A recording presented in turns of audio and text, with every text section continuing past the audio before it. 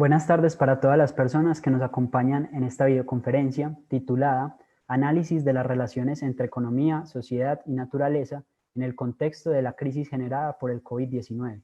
Mi nombre es Ricardo Castro Cano y los estaré acompañando como moderador. La Facultad de Derecho y Ciencias Políticas de la Universidad de Antioquia les brinda un cordial saludo. Les recordamos seguirnos en nuestras diferentes redes sociales, @UDA Derecho y Política en Instagram y Twitter, y en la presente página de Facebook. De esta forma podrán acceder a mayor información sobre la facultad y sus eventos. Le doy la bienvenida a los ponentes Camilo Arango y Hernán Villa, que nos acompañan el día de hoy. El profesor Hernán Villa es abogado y economista. Tiene especialización en Derecho Administrativo, Laboral y de la Seguridad Social y en Derecho del Medio Ambiente. Además, es magíster en Gerencia de Desarrollo Social y doctor en Derecho Procesal Contemporáneo. El profesor ha sido docente en diferentes universidades del país y la ciudad y hoy es profesor vinculado de la Facultad de Derecho y Ciencias Políticas de la Universidad de Antioquia. El profesor Camilo Arango es abogado con maestría en Derecho Ambiental de la Universidad del Externado y candidato a doctor en Humanidades. Entre sus líneas de estudio se destacan las políticas públicas y el derecho ambiental. Además, es docente de la Universidad EAFIT y la Universidad de Antioquia. Antes de dar inicio a esta videoconferencia, los invitamos de nuevo a compartir sus preguntas en los comentarios de la transmisión en Facebook. Además, a que compartan esta videoconferencia para que más personas se puedan sumar a ella. Le doy paso al profesor Hernán Villa, que iniciará este interesante diálogo. Adelante, profesor, lo escuchamos.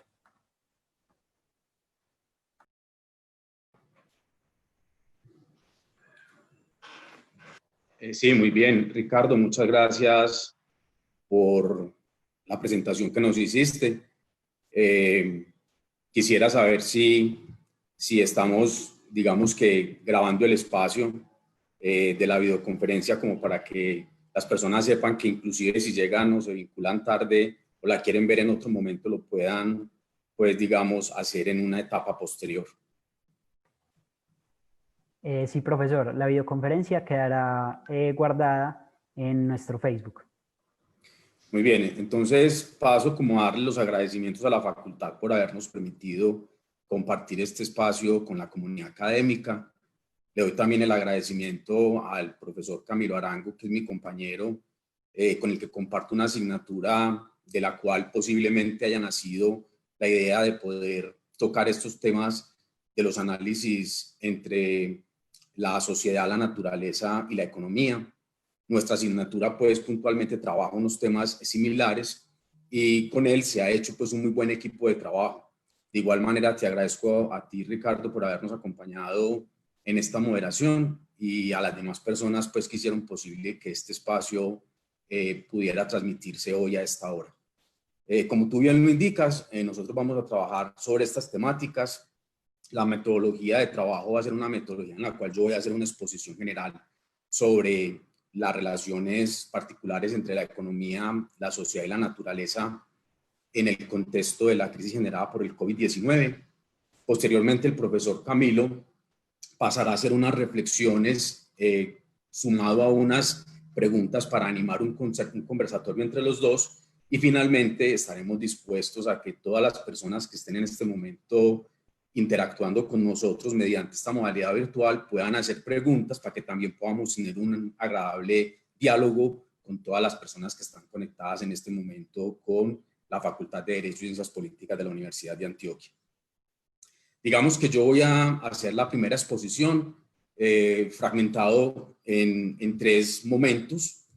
En el primer momento, pues que va a tener muchas otras variables y variantes, me detendré un poco a analizar la relación entre la sociedad y la naturaleza y particularmente eso en el contexto del COVID-19, a fin de resolver como una pregunta muy importante inicialmente, y es preguntarnos si hay alguna relación entre el medio ambiente, la naturaleza y la aparición o el surgimiento de este virus conocido como el COVID-19. De alguna manera podemos entender o encontrar que es evidente no lo digo solamente yo, pues hemos estado haciendo rastreos bibliográficos sobre la temática y la relación que existe entre el deterioro ambiental, la pérdida de la biodiversidad y la transmisión de enfermedades de todo tipo, tanto infecciosas como en este caso, en el COVID-19, virales. Y es muy sencillo poder establecer esta relación.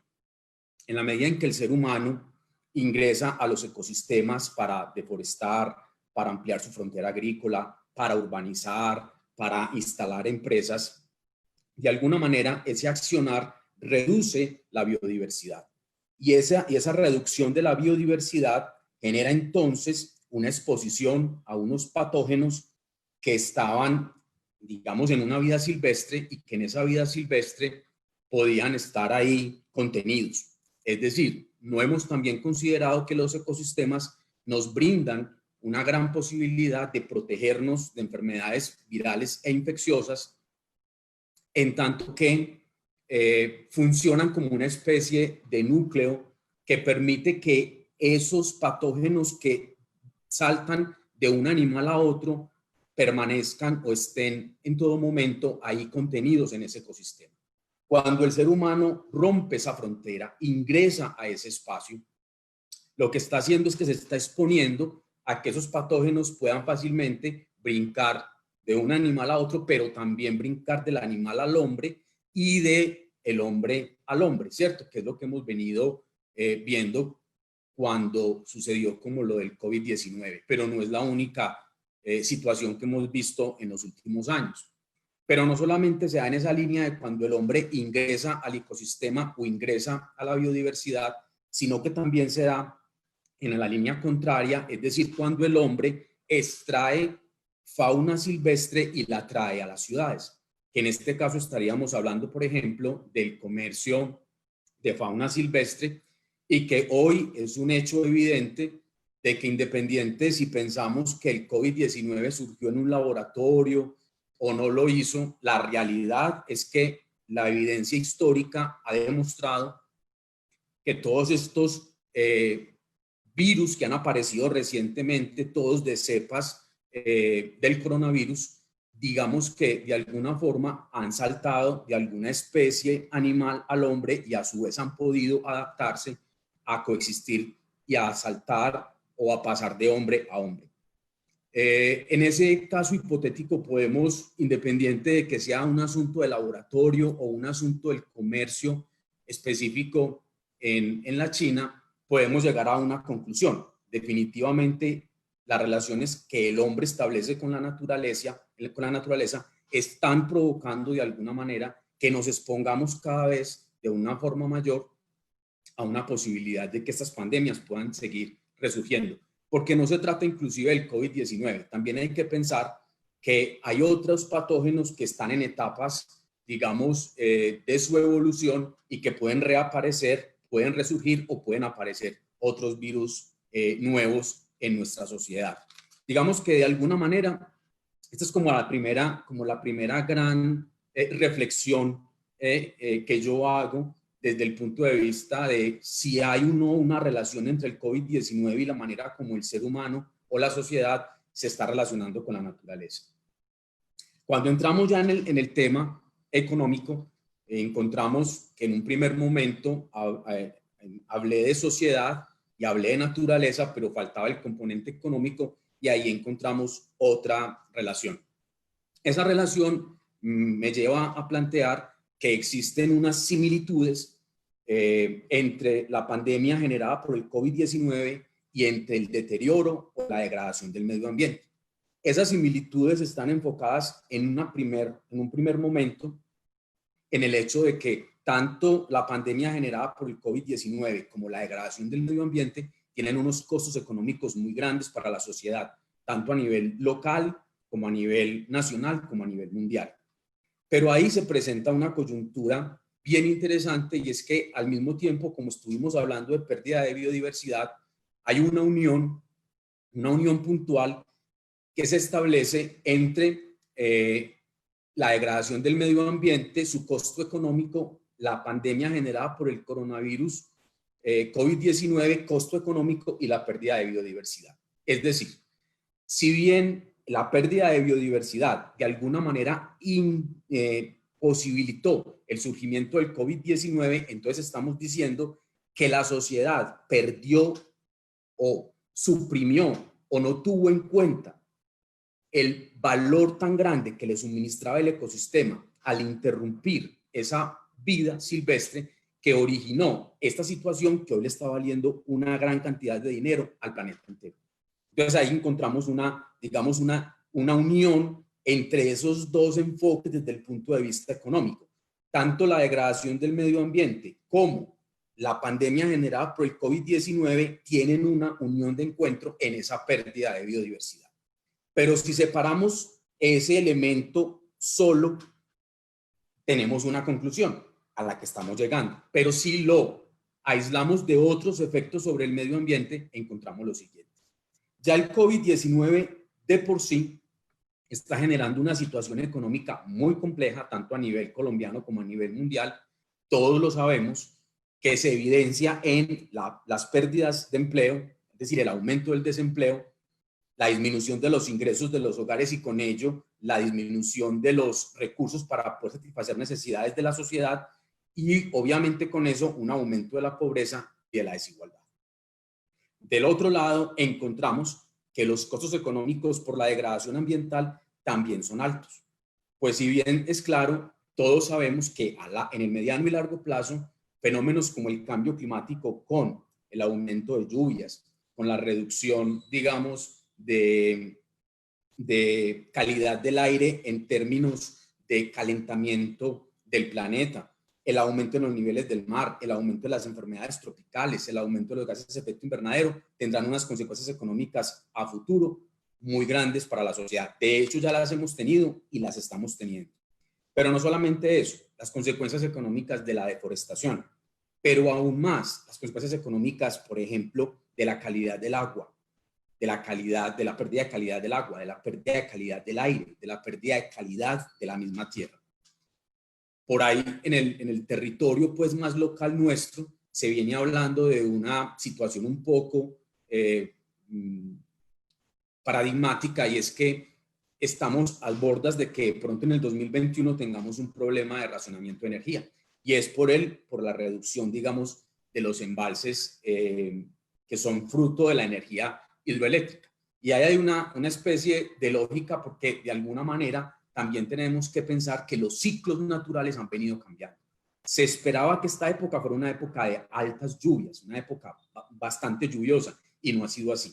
Es decir, todo ese tema del cambio climático ha provocado una gran cantidad de cambios en los ecosistemas que está generando y está provocando unas situaciones bastante complejas y un tanto económicamente altas.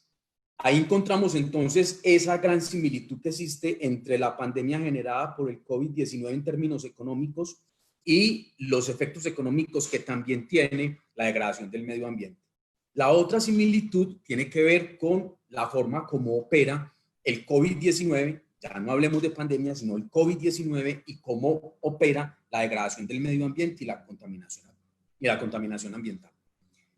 No es para nada difícil tratar de manifestarle a todas las personas que nos están escuchando que el COVID-19 se ha extendido a la gran mayoría de los países del mundo y se ha extendido de una manera muy rápida, muy vertiginosa, de una forma que no nos lo esperábamos.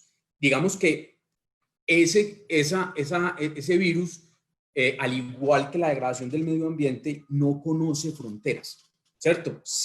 Digamos que no conoce las fronteras que los seres humanos hemos trazado a lo largo de la historia desde el punto de vista político. De igual manera, los ciclos del agua, el ciclo del carbono, el ciclo del aire y en general todo el ecosistema funciona en una unidad integral que tampoco reconoce esas fronteras. Ahí encontramos dos similitudes, pero dos similitudes muy interesantes. La primera desde el punto de vista económico, la segunda desde el punto de vista geopolítico, que nos permiten también empezar a pensar cuál puede ser una eventual solución a esta problemática. Entonces, el hecho de que no reconozca fronteras, tanto el COVID-19 como la contaminación ambiental, están colocando a todos los ciudadanos del mundo en una situación de riesgo común, sin ninguna distinción alguna. Es decir, hoy lo que siempre han tratado de decir los ambientalistas o las personas que se dedican a la protección o al cuidado del medio ambiente, hoy es más evidente gracias al COVID-19.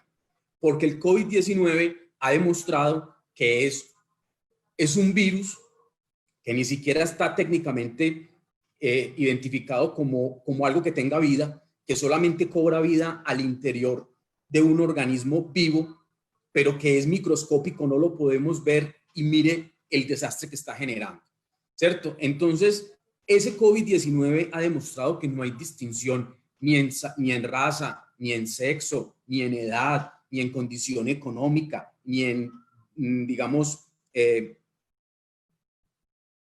concepción política, ideológica, credo religioso, etc.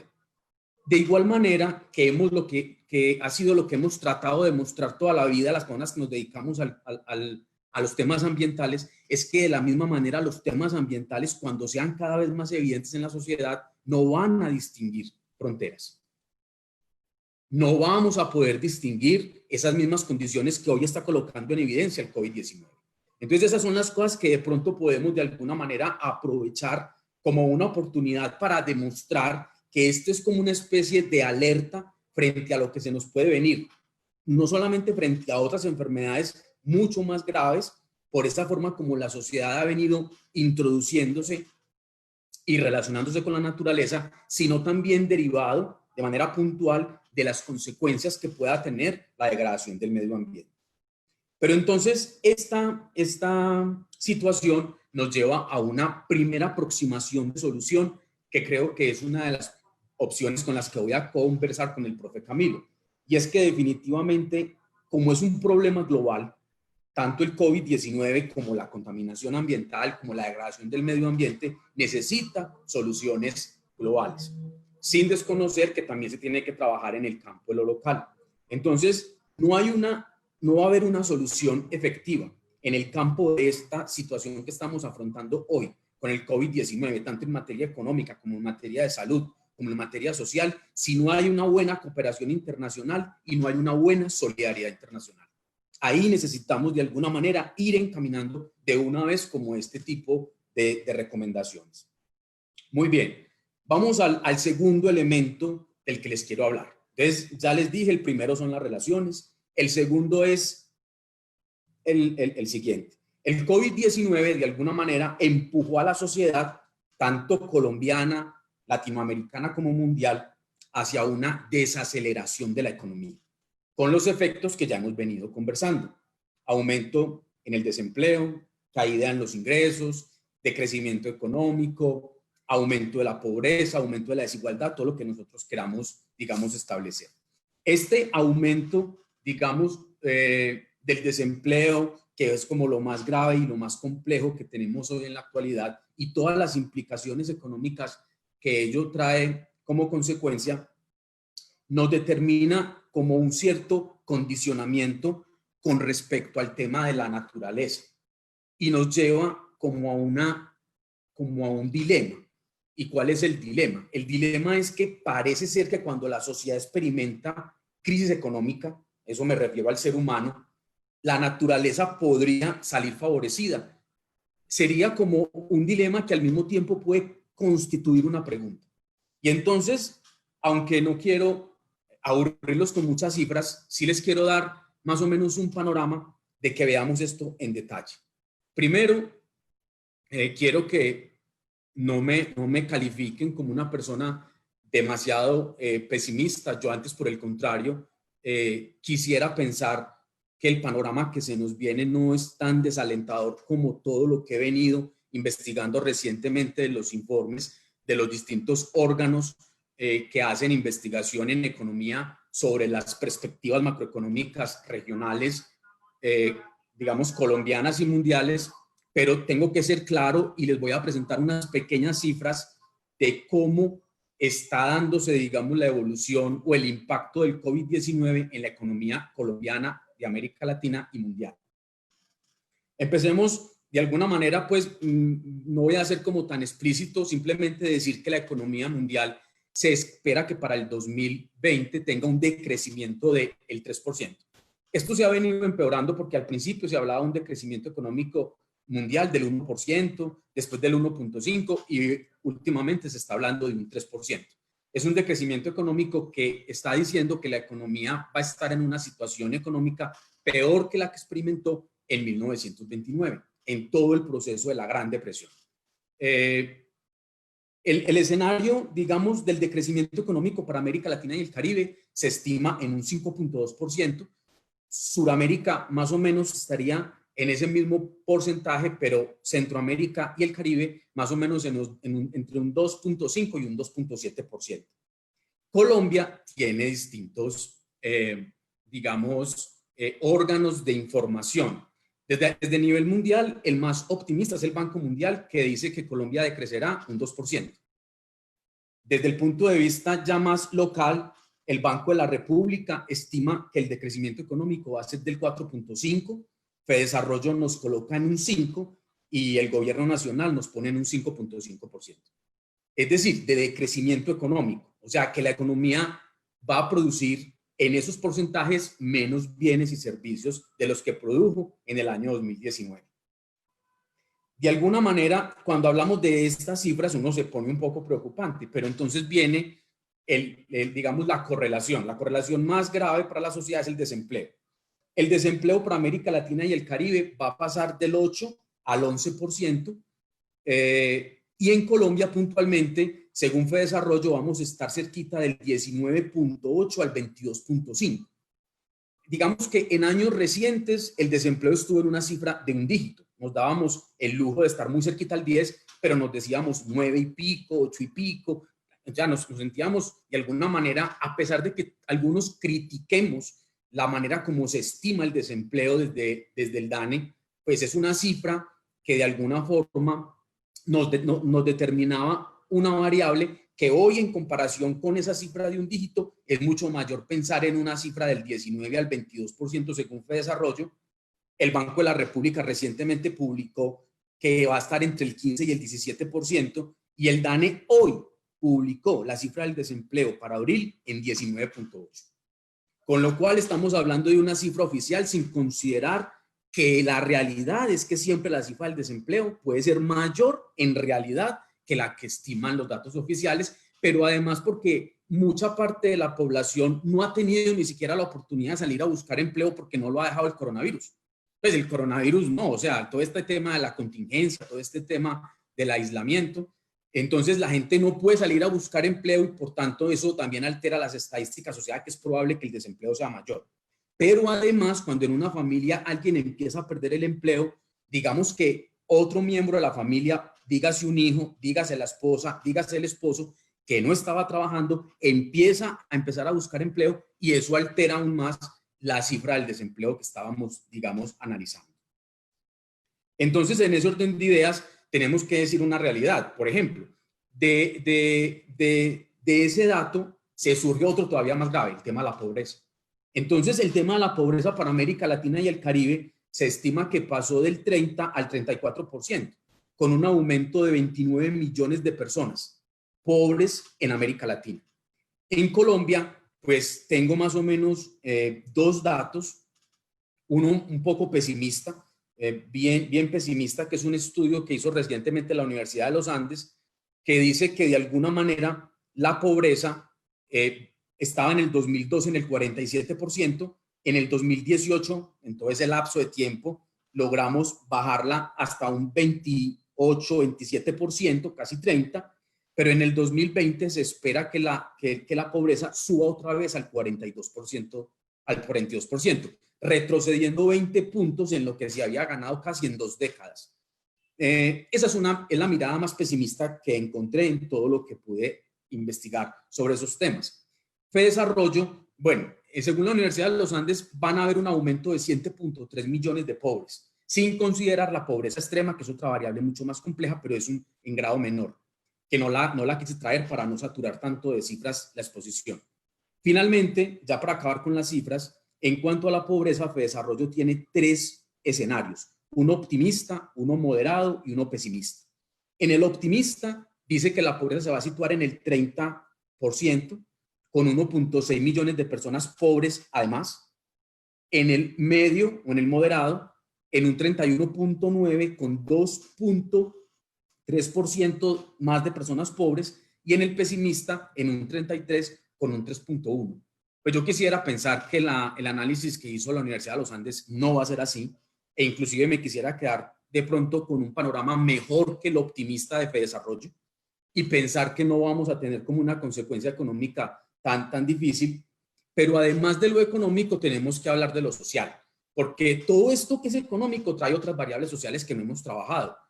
El tema del hambre, el tema de la salud, el tema de la inequidad de género, en tanto que tenemos un problema, no sé, Ricardo, que aparece como iluminadito ahí, como el recuadro tuyo, como si estuvieras tú hablando. No hay problema. O sea, está bien, listo. Entonces, tenemos el problema del hambre, tenemos el problema en educación, el problema en salud, el problema en inequidad de género, porque evidentemente esta situación aumenta la inequidad de género. En tanto que, desafortunadamente, en una sociedad todavía con unas profundas falta de cultura en el cuidado y el manejo de ese enfoque de género, tenemos un problema más abismal, y es que se le ha duplicado el trabajo considerablemente a todos los miembros de una familia, pero particularmente de la mamá, ¿cierto? Porque todo ese tema que no considera el sistema capitalista, con todo este tema de los cuidados, entonces aparecen más personas, digamos, que enfermas en la familia, y a quién se las están, digamos, responsabilizando: a la hermana mayor, a la mamá. Cuando vienen los niños del colegio, las mamás se han tenido que convertir desafortunadamente en mamás de preescolar, profesoras de preescolar, profesoras de primaria, profesoras de bachillerato, rendir en su trabajo, rendir en su estudio si es que estaban adelantando alguna educación puntual. Y esto obviamente hace de alguna manera que las mujeres tengan que trabajar más, tanto en sus labores productivas como en sus labores domésticas. Entonces ahí encontramos de alguna manera una solución. Entonces, cuando se ve todo este panorama, ¿qué es lo que se plantea? La famosa reactivación económica. Entonces, la reactivación económica, no hemos salido todavía de ese dilema.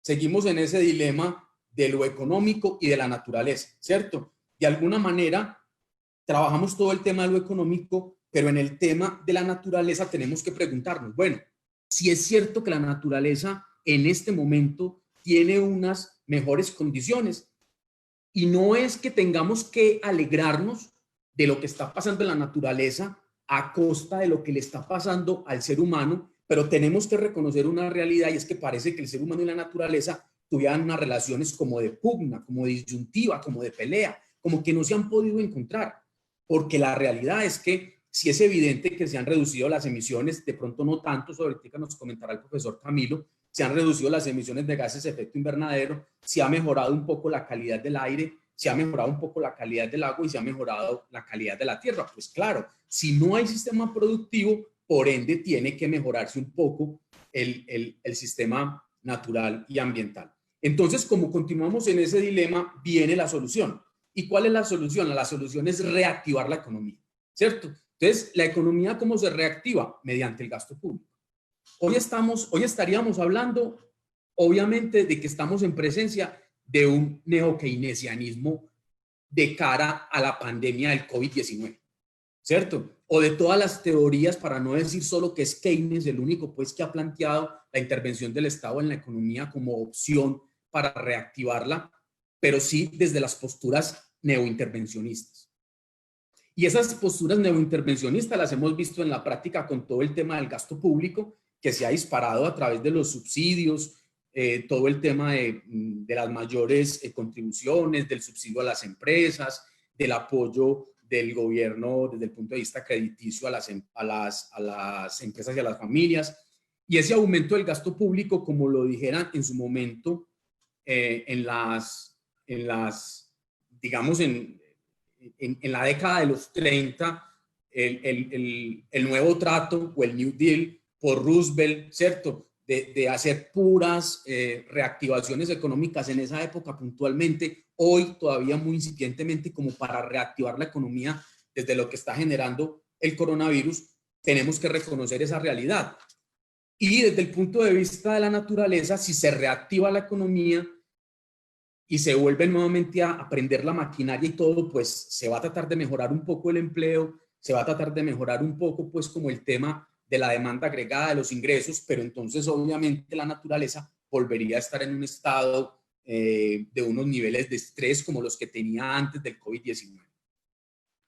Eso de alguna manera nos lleva a la última reflexión, bueno, de las penúltimas reflexiones que voy a hacer, y es cómo resolver el dilema, ¿cierto? Entonces, listo, has planteado todo el tema de las relaciones, has establecido y has descrito la problemática económica, pero ahora situémonos en cuál es tu postura. Lo primero es que yo quiero que nos quede claros a todos de que la única opción de yo poder decir que eso que predije o que eso, perdón, que describí aún investigando en entidades tan serias como FEDesarrollo, el Banco de la República, el Banco Mundial, eso no tiene que ser necesariamente así. Son pronósticos, ¿cierto? No son realidades. Entonces, la realidad puede cambiar. Pero todavía, lo que yo me voy a anticipar ahorita a decir, todavía está en el plano de que yo no tengo digamos, la bola mágica para poder predecir el futuro y decir que lo que yo voy a decir así va a ser. Pues yo no soy Nostradamus, ¿cierto? Entonces, de alguna manera, lo que quiero es plantear desde mi enfoque teórico qué es lo que yo creo que podría dar unas soluciones al problema, tanto en el corto como en el mediano como en el largo plazo. En el corto plazo, lo primero que tenemos que hacer es, evidentemente, hacer una reactivación económica. O sea, yo no me voy a poner a decir en este momento acá que tenemos que dejar las cosas así, pues ¿cómo? O sea, la realidad de que la gente está perdiendo su empleo, la caída de los ingresos, el aumento de la pobreza, la situación dura que está afrontando la sociedad es innegable.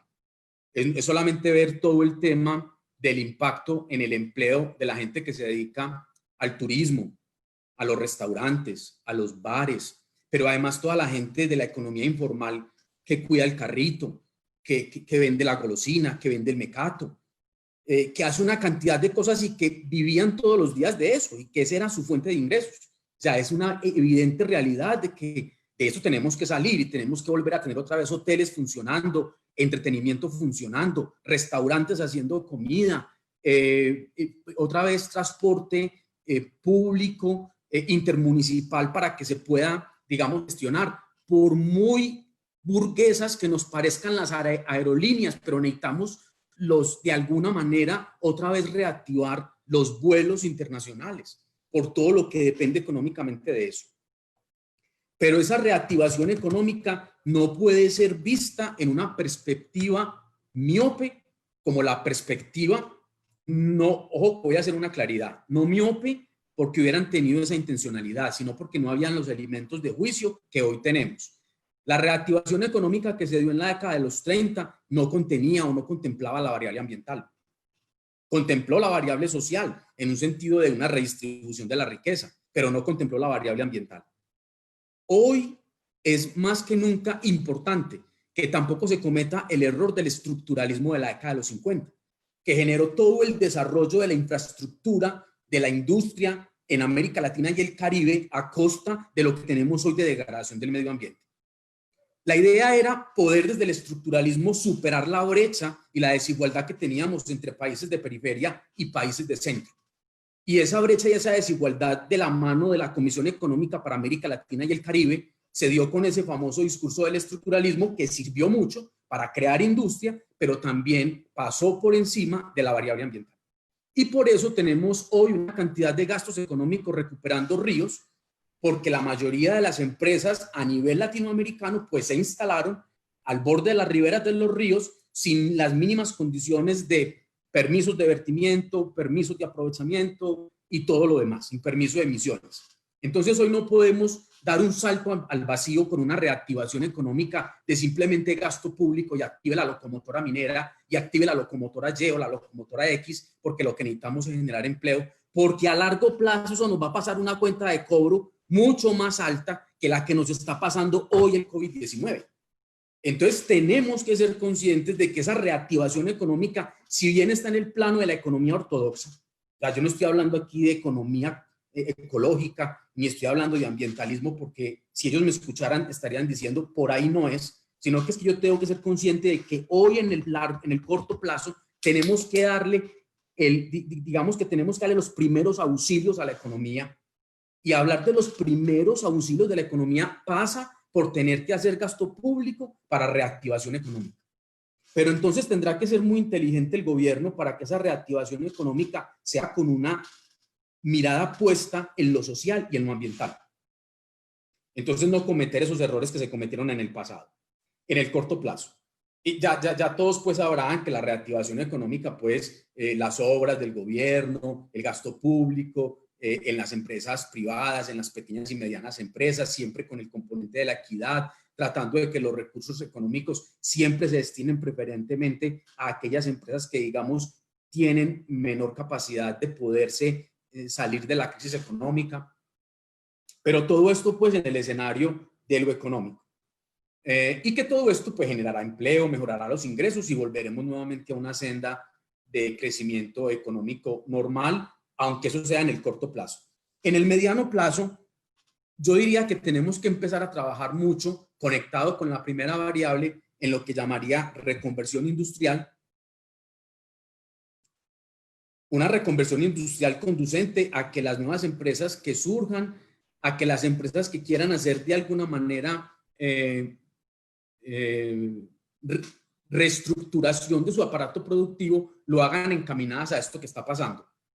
No solamente me refiero al cambio de la tecnología, también me refiero a los tipos de bienes que producen. Hoy, si fue posible que muchas empresas que se dedicaban a las confecciones se dedicaran a la producción de tapabocas y a la producción de implementos para el cuidado del COVID-19, es posible que muchas empresas que hoy se dedican a bienes que no son tan importantes y que no son tan esenciales para la sociedad, se dediquen a unos bienes que sí lo son, ¿cierto? Pero además de la reconversión industrial que implica más apoyo a la producción más limpia, para que haya, digamos, una recomposición industrial mucho más amigable con el medio ambiente.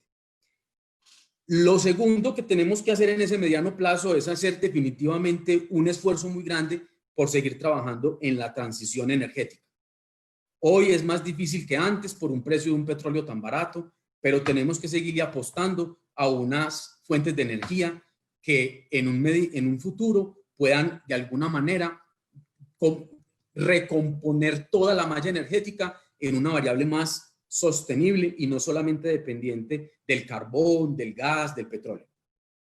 Tenemos que apostarle a una agricultura más orgánica, pero no solamente por la fertilidad del suelo, por el aprovechamiento de los recursos naturales, porque la agricultura también contamina de una manera muy fuerte, sino también por el hecho de la salud.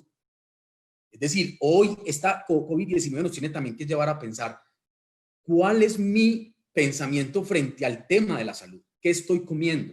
¿Cómo son mis hábitos de alimentación? ¿Cierto? Entonces, digamos que tener una cultura más amigable con la agricultura orgánica no solamente va a proteger la naturaleza, sino que también de alguna manera protege nuestra salud.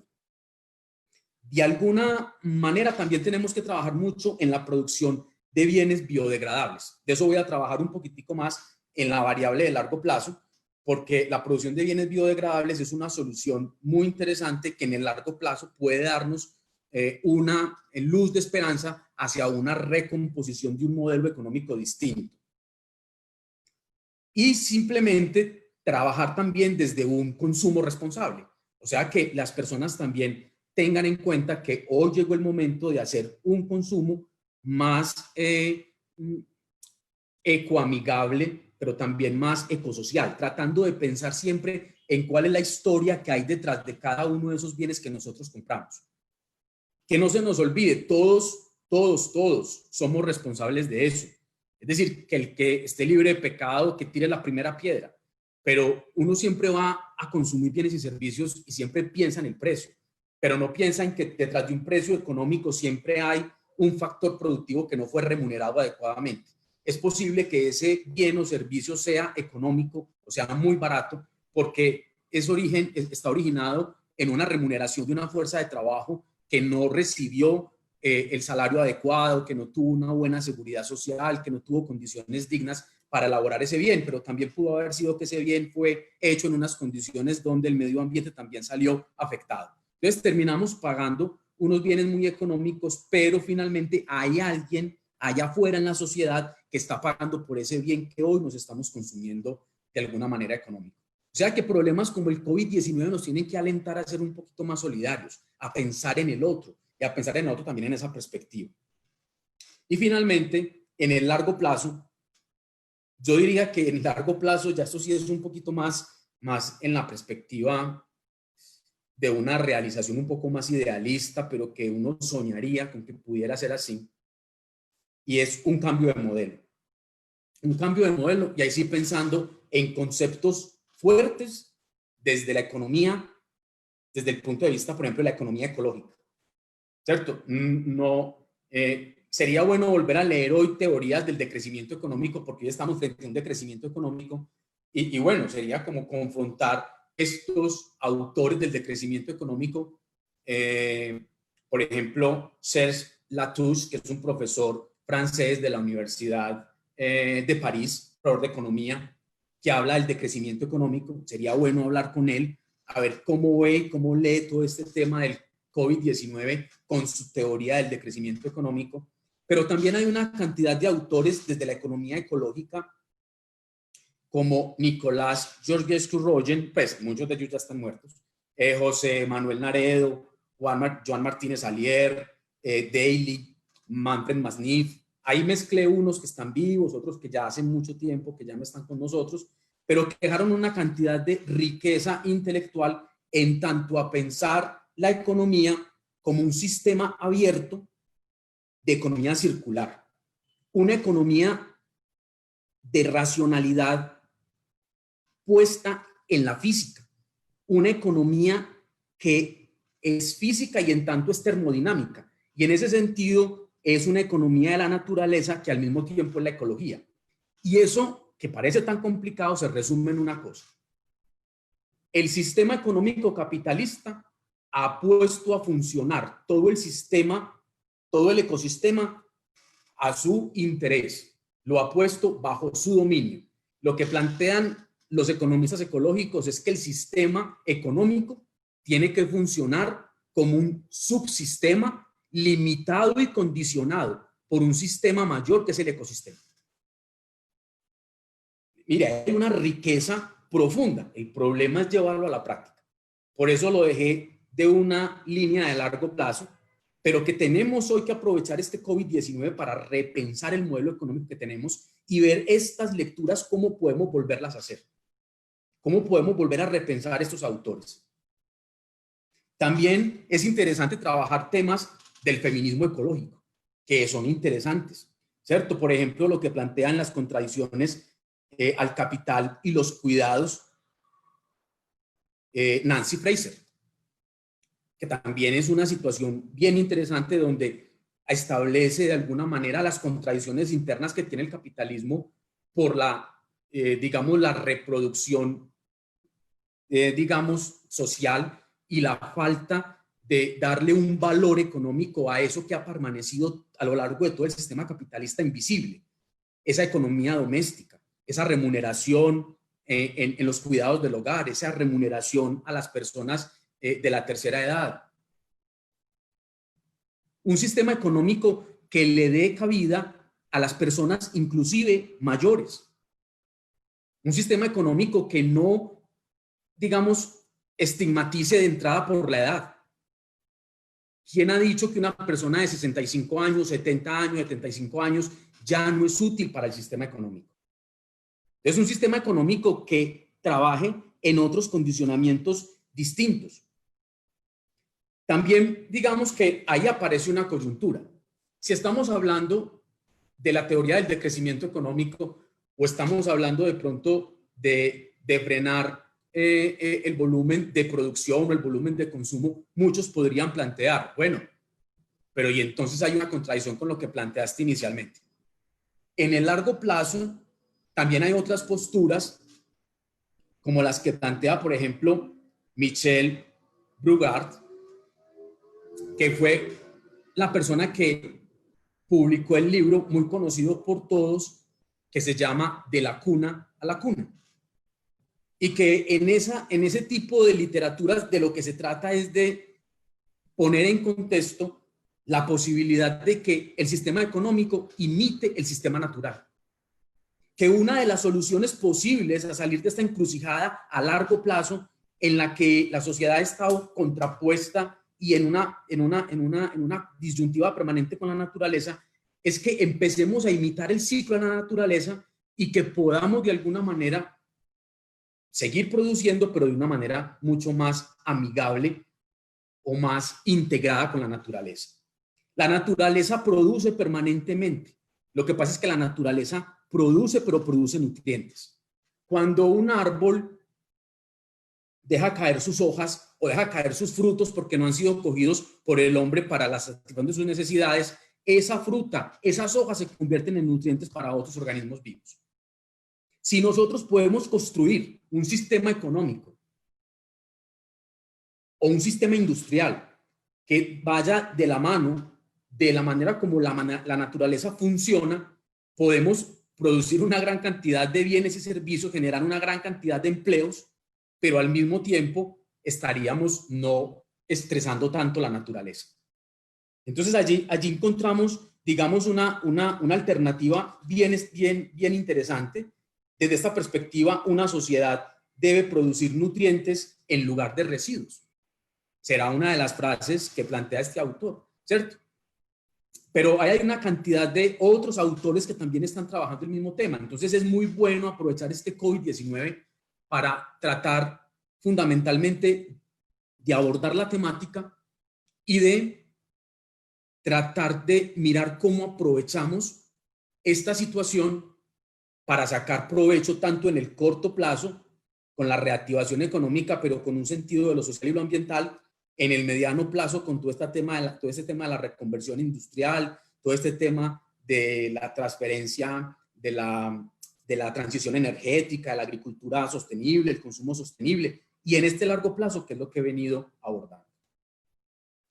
Y ya voy al último punto. Para que a largo plazo el modelo pueda ser posible, tenemos que empezar a pensar en las generaciones futuras. Tenemos que empezar a pensar en las generaciones presentes. Tenemos que empezar a pensar en la naturaleza. Tenemos que empezar a pensar en la vida. Entonces, como me gusta a mí terminar las exposiciones que me planteo, yo creo que necesitamos una transformación cultural.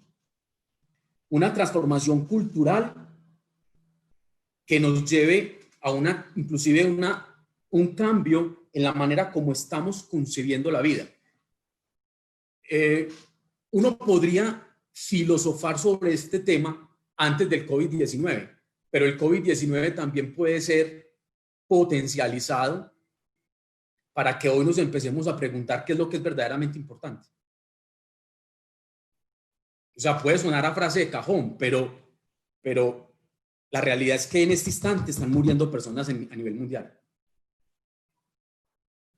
sin ningún tipo de discriminación como la planteaba hace unos minutos. Y esas personas pueden tener todos los bienes materiales que ellos quieran, pero su vida la van a perder. Hoy vivimos en una sociedad de la pobreza del tiempo. ¿Qué significa la pobreza del tiempo? Que el capitalismo ha sido tan fuerte que ha transformado los tópicos ambientales, los tópicos feministas, los tópicos racistas y los ha capitalizado en su provecho. No lo digo yo, parafraseando a Nancy Fraser. Todo el tema de la emancipación en el modelo del capitalismo financiarizado, digamos que ha sido cooptado por una forma de explotación, hay veces, en algunos casos, mayor para la mujer. Poniendo solamente un ejemplo. Y entonces ella, en un texto que me leí hace poco, planteaba dos ejemplos. El primer ejemplo, la congelación de óvulos. Hoy a las mujeres más inteligentes les están proponiendo que congelen sus óvulos para que tengan sus hijos a los 40, 50 o hasta 60 años de edad. No es malo que una mujer tenga como opción no tener hijos. No estoy diciendo eso. Lo que estoy queriendo decir es que de alguna manera se nos va la vida trabajando. Y el problema es que esto está tan desigual que los que trabajamos tanto que dejamos sin empleo a otros. Y muchas veces trabajamos tanto para que después nos lleguen enfermedades mentales y entonces perdamos todo lo que hemos ganado durante los últimos 10 años. Pero además hay otra cosa todavía más triste. Por ejemplo, ella hablaba en el texto que me leí de cómo se han venido incrementando las ventas de unas bombas, de una tecnología muy avanzada para extraer leche materna, para que la mujer se pueda extraer la leche materna mientras conduce de la casa al trabajo o viceversa. Cómo hay unas reformas legislativas que reducen la cantidad de horas de tiempo dedicado, por ejemplo, a la maternidad. Por poner solamente unos ejemplos. Es decir, este COVID-19 nos tiene que servir para que nos zarandeemos. Para que nos zarandeemos en tanto que trabajemos un poco más esa reconfiguración con lo espiritual, porque finalmente también lo espiritual nos va a permitir conectarnos más con el tema ambiental. Y ya me quedan 3 minuticos. Tenemos que volver a recuperar frente al tema de lo ambiental eso que la modernidad, sin quererlo, hizo, que fue que vació de espiritualidad toda la riqueza que tiene la naturaleza. Esa filosofía racionalista, cartesiana, esa filosofía racionalista, de alguna manera vació de sentido espiritual lo que es natural. Y no solamente desde un enfoque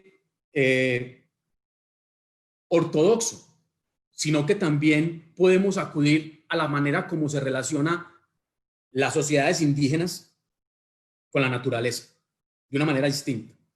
Tenemos también que trabajar mucho en protegerlos a ellos, porque ellos al mismo tiempo protegen los ecosistemas que brindan una cantidad de servicios ambientales para la misma naturaleza y para nosotros mismos. Pero no importa el enfoque espiritual que tú tengas, no importa inclusive si no quieres. Yo me siento muy orgulloso de trabajar en mi facultad de Derecho de la Universidad de Antioquia, porque cuando yo veo la programación de la agenda, a mí no me importa mis compañeros en qué creen y en qué no creen. Cuando yo veo los temas que ellos abordan, siempre estoy viendo que están preocupados por lo social, que están preocupados y que tienen un gran compromiso social y un buen pensamiento crítico, con lo cual dejan muy en alto el pensamiento de la universidad, con lo cual dejan muy en alto, digamos, esa filosofía de la facultad.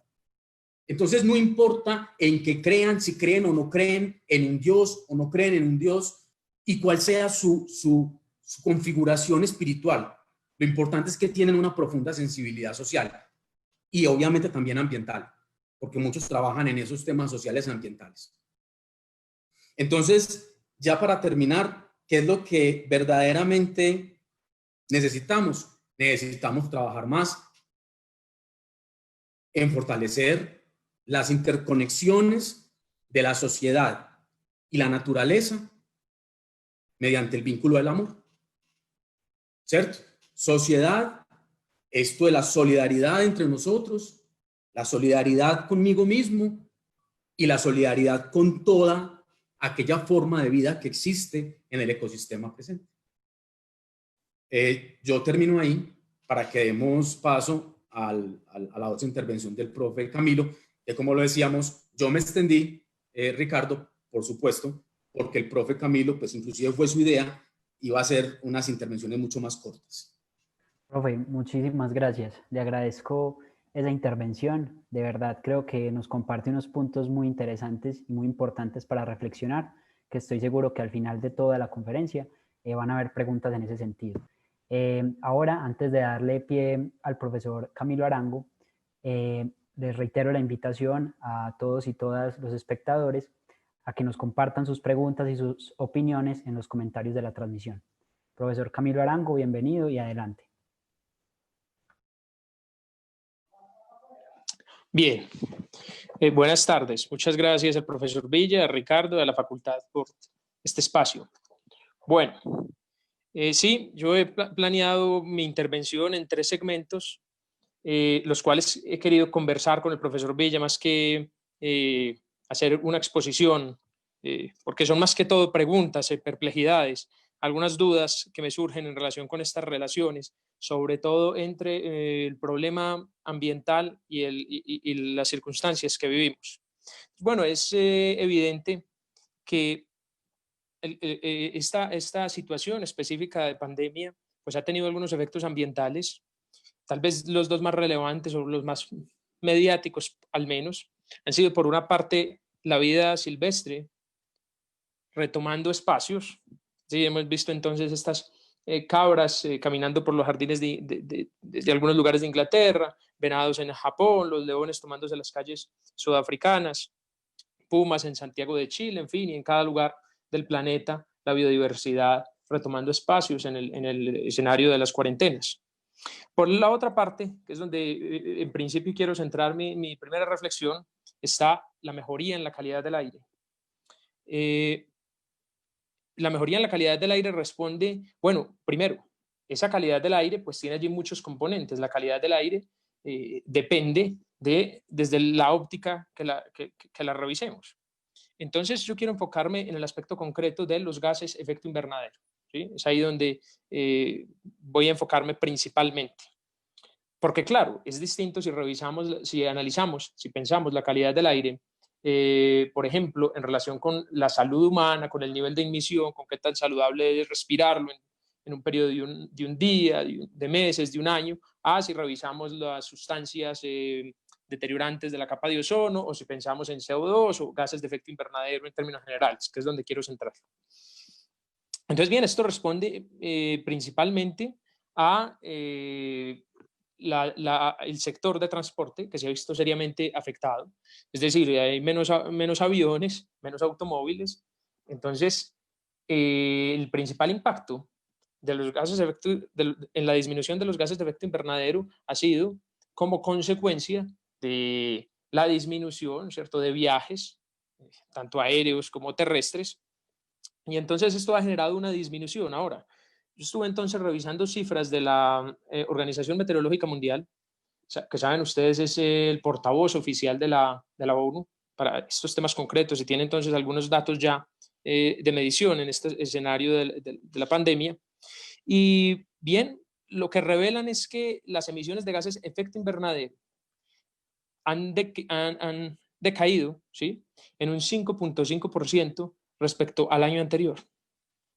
Entonces, mi primera impresión fue que era un porcentaje pequeño, ¿cierto? Esperaba que fuera algo más dramático. Y esto responde tal vez a que las emisiones de gases de efecto invernadero tienen una relación con el transporte, ¿sí?, que se cuantifica en un porcentaje del 20. Es decir, en otras palabras, solo el 20% de las emisiones de gases de efecto invernadero son producidas por el sector del transporte. Ahora, en cada sector y en cada continente hay variaciones. Entonces, por ejemplo, en la Unión Europea, cerca del 70% de los gases de efecto invernadero son producidos como consecuencia de la demanda de energía eléctrica. Entonces, esto varía de un lugar a otro. Pero en términos globales, el 20% de las emisiones de gases de efecto invernadero son consecuencia del sector transporte. Y como este ha sido el que ha estado más impactado en estas circunstancias concretas, pues por eso probablemente la disminución no es tan dramática, solo el 5.5%. Claro, hay casos entonces puntuales. Por ejemplo, en China entonces la reducción durante enero y febrero estuvo alrededor del 25%, la reducción de generación de gases de efecto invernadero. Estados Unidos durante la cuarentena estuvo alrededor del 10 al 15, ¿sí?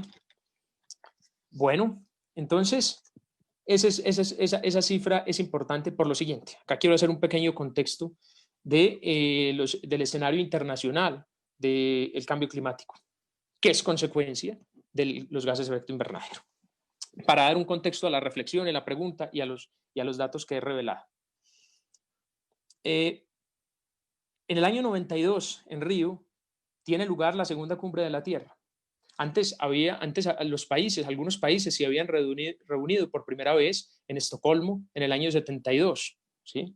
Como un primer momento de esa gran preocupación internacional, por lo menos desde la perspectiva de los estados, en ver cómo resolver el problema, más que de deterioro ambiental en ese entonces, en el 72, la visión era de conservacionismo utilitario, era todavía más marcada, era un antropocentrismo todavía más marcado, conservacionismo utilitario, era una preocupación respecto al agotamiento de los recursos naturales en la primera cumbre de la Tierra en el 72. Luego, en el año 92, la perspectiva es otra.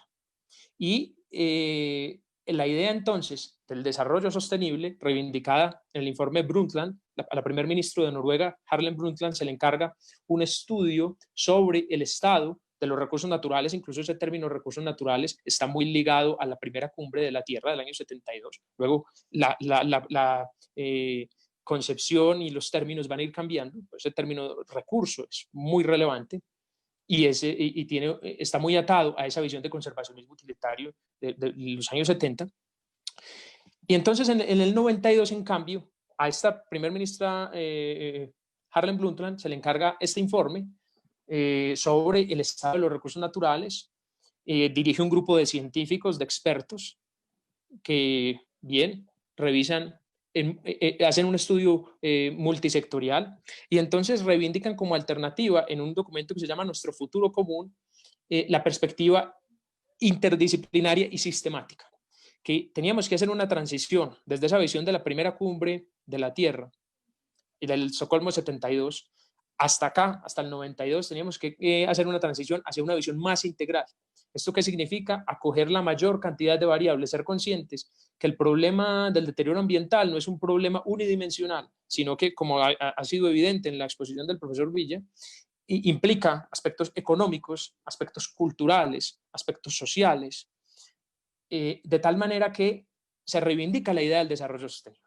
Entonces, el concepto primigenio del desarrollo sostenible era utilizar los recursos naturales, pero sin llegar al punto en que los agotáramos para las futuras generaciones. Es un principio de responsabilidad intergeneracional e intrageneracional. Pero hay algo muy importante allí.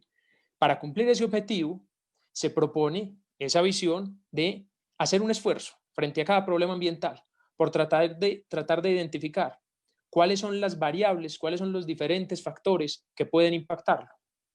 Entonces, por ejemplo, los conflictos armados han sido, en términos generales, en Colombia parecía haber ahí una relación difícil y dual, pero en términos generales, por ejemplo, los conflictos armados han sido muy inconvenientes para la protección del medio ambiente. Entonces tenemos el caso de la extinción de algunas especies en el parque Acajera, ¿cierto?, con el genocidio de Ruanda, o terribles deterioros ambientales en la guerra de Vietnam, ¿cierto?, con la utilización de la gente naranja y de estas aspersiones aéreas. Entonces, esto es simplemente para ejemplificar que cuestiones que en principio no tendrían una relación muy evidente como una guerra, la tienen, realmente la tienen, con el deterioro ambiental. De tal manera que la perspectiva en Río, en esa segunda conferencia de la Tierra, es ya sistemática, integradora, pretende analizar frente a cada problema cuáles son los factores que se interrelacionan, es decir, entender esto como un sistema, la naturaleza como un sistema, pero además el problema ambiental como un sistema todavía más complejo, ¿sí?, en el que hay interacciones con la sociedad, con la cultura, con la economía. Bien, entonces en Río 92 surgen de allí una declaración de principios, los 27 principios, ¿sí?, de derecho ambiental, una declaración sobre la protección de bosques y 2 convenciones. Una convención marco sobre biodiversidad es natural. Si la perspectiva era sistemática, ya entonces conceptos como ecosistema o biodiversidad tienen pleno sentido.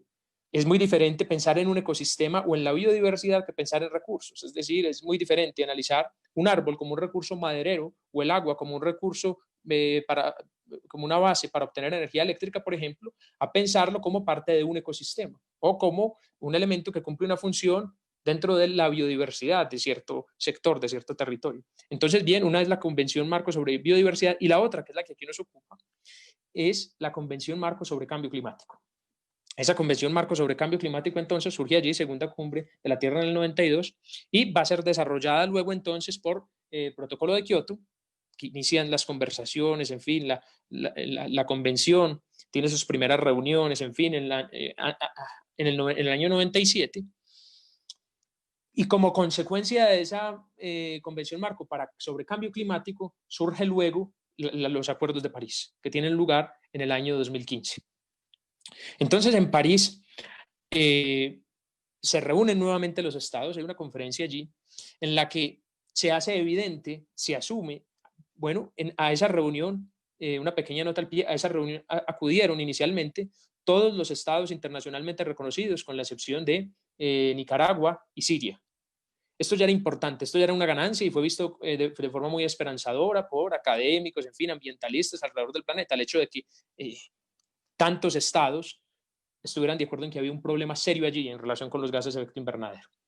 Y entonces lo que recogen allí es la evidencia científica según la cual superar el calentamiento global, que el calentamiento global superara los 2 grados centígrados sería absolutamente catastrófico.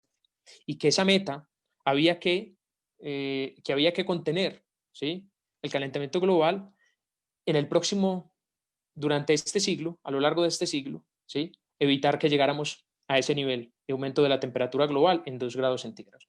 Que ojalá, preferiblemente, 1.5 sería lo ideal. Se establecen las 2 metas allí en el Acuerdo de París. Ojalá lográramos 1.5, ¿sí? Pero en todo caso, de no ser posible, al menos no superar una barrera final de los 2 grados, porque esto sería catastrófico. Bien, entonces, ¿a qué voy con esto? Era un pequeño contexto para las cifras que antes daba. Según entonces los estimativos, después de los acuerdos de París, entonces cada estado definía sus propias metas, establecía en cuánto planeaba reducir o mitigar, porque claro, había unas responsabilidades comunes pero diferenciadas. No se podía igualar, por ejemplo, a China con Costa Rica respecto a la capacidad de reconvenir a tecnologías limpias y respecto al impacto que causan en el ambiente y a los potenciales daños y a su capacidad de generar gases de efecto invernadero. Entonces, bien podían mitigar, ¿sí?, o reducir, que son dos ideas distintas, sus gases de efecto invernadero. Entonces, cada estado se fijaba sus propias metas y los científicos entonces establecieron que era necesario, para lograr la meta de los 1.5 grados, una reducción anual de 7.5% las emisiones de gases de efecto invernadero. Entonces, hasta ahora, con la pandemia, les decía que la reducción ha sido de 5.5. Y para cumplir la meta de no superar el aumento de la temperatura en 1.5, tendríamos que estar alrededor en un decrecimiento cercano a los 7 grados centígrados. Entonces, la pregunta es, si en una situación tan dramática como esta, es decir, en la que se han detenido los vuelos, de esta forma se han disminuido dramáticamente los vuelos internacionales, los vuelos nacionales, la utilización del vehículo, en fin, de los vehículos particulares, solo hemos logrado una reducción del 5.5%. Esto tiene que generarnos algunas dudas y algún análisis tiene que surgir de ahí, porque tal vez hemos puesto demasiada atención en fuentes móviles y en el sector transporte como causante de los gases de efecto invernadero, pero lo que esto estaría revelando es que hay allí otras responsabilidades y que el problema y que la meta de París es tal vez excesivamente ambiciosa. Esta es una de las primeras reflexiones o de las primeras dudas que me surgen revisando la evidencia. Entonces, quisiera escuchar al profesor Villa qué podría decir al respecto, cómo ve la situación, antes de seguir con la otra reflexión. Sí, pues Camilo, esta intervención que hiciste es completamente lógica. Yo analizaría lo siguiente. Primero, ese 5.5% de reducción, pues me imagino que es acumulada en lo que va corrido, digamos, del año y no es una perspectiva sostenible en el tiempo, ¿cierto? Habría que analizar de acuerdo a la situación de la pandemia, cómo se comporta la reducción de gases de efecto invernadero a lo largo del año. Lo otro tiene que ver con el tema de que definitivamente tenemos que volver al tema de la transición energética. También ese es un asunto que que de alguna manera golpea seriamente el tema de los gases de efecto invernadero, pero también hay una variable adicional que es la variable relacionada con la deforestación. La deforestación no cambia, la deforestación, digamos que de alguna manera se sigue presentando y eso también incide notablemente en la reducción de gases de efecto invernadero, con lo cual uno podría estimar que la tendencia pues se mantenga no tan reducida como consecuencia del COVID-19. Ahora bien, ahorita hablábamos de las consecuencias positivas, entre comillas, del tema ambiental. Y la realidad es que pues no es solamente asociado como al tema de los gases de efecto invernadero. Eso es solamente una de las tantas variables que de alguna manera están impactando toda la condición de la naturaleza frente a esta situación del COVID-19. Yo no sé si de pronto también en lo que podemos conversar más adelante estemos abordándolo el tema económico o lo abordamos de una vez frente a esta pregunta. No sé tú qué opinas, profe Camilo, si podemos Sí. de alguna manera también abordar, digamos, estas implicaciones económicas con respecto a esto o no. Claro, puedo, sí. Si te parece, entonces puedo hacer ahí la pequeña reflexión y entonces dialogamos y vinculamos las dos respuestas de una vez, ¿sí? Que sin duda No, están relacionadas. pues entonces, espérame, pues yo termino de alguna manera una última reflexión y procedemos como a hacer esa intervención tuya. Para nadie es un secreto que el problema del cambio climático es un problema que todavía se teje en un escenario donde hay dos posturas y hay una postura muy fuerte que dice que el tema del cambio climático no es un hecho real, pues que es una invención, lo han, digamos, convertido en una arma política y en una arma ideológica. Entonces, todos sabemos lo que pasó con el gran logro en París de que perteneciera Estados Unidos al Acuerdo de París a lo largo de toda la historia de la Convención Marco para el Cambio Climático y del Protocolo de Kioto y de todas sus distintas reuniones, pues Estados Unidos estaba presente, pero nunca ratificaba el tratado. Cuando se hace la conversión del Protocolo de Kioto al Acuerdo de París, Estados Unidos entra en el Acuerdo de París, pero recuerden que con la entrada de Donald Trump a la presidencia de Estados Unidos, a los pocos días de estar en la presidencia, anuncia que se retira del Acuerdo de París, ¿cierto? Con lo cual le estaba dando, digamos, el espaldarazo o el apoyo a las teorías que van encaminadas a decir que el cambio climático es más una invención de la izquierda y que realmente no tiene los efectos económicos ni ambientales ni sociales que se esperan tener. Entonces a eso pues pertenecen algunos otros mandatarios a nivel mundial, no solamente Donald Trump, pero obviamente por ser una economía tan representativa dentro del contexto de la economía mundial, marca tendencia. Entonces, de alguna forma, todo este escenario del cumplimiento de las metas de cada uno de los países, de alguna manera también se ve fortalecido o se ve aminorado en la medida en que países de los cuales reciben algún apoyo económico también lo hagan. Entonces, frente a ese escenario, ¿yo qué puedo como concluir? Tenemos que fortalecer mucho, que no lo trabajé mucho ahorita en la exposición, tenemos que fortalecer mucho el tema de la deforestación, porque la deforestación está completamente conectada con el tema de las emisiones de gases de efecto invernadero, y eso yo creo que en un escenario como el COVID-19 que estamos viviendo, no creo que esté cambiando. Yo creo que la deforestación sigue, yo creo que son de las actividades que no se han parado, entonces eso de alguna manera tiene como una incidencia. Y lo otro es ya mirar cómo se puede conectar este tema con lo económico, que es la reflexión que vos vas a hacer a continuación.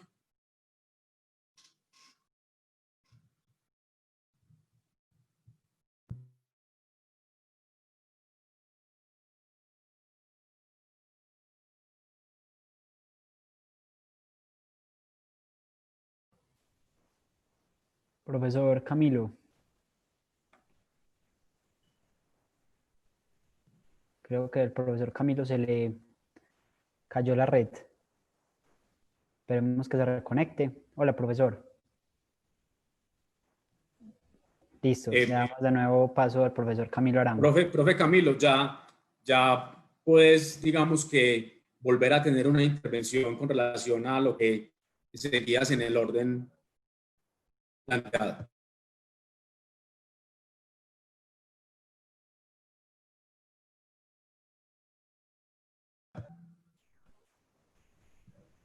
Profe, hola, ¿tienes? No lo estoy escuchando.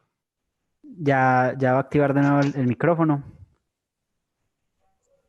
Listo, profe. Sí. Ya te escuchamos. Perfecto. Bien.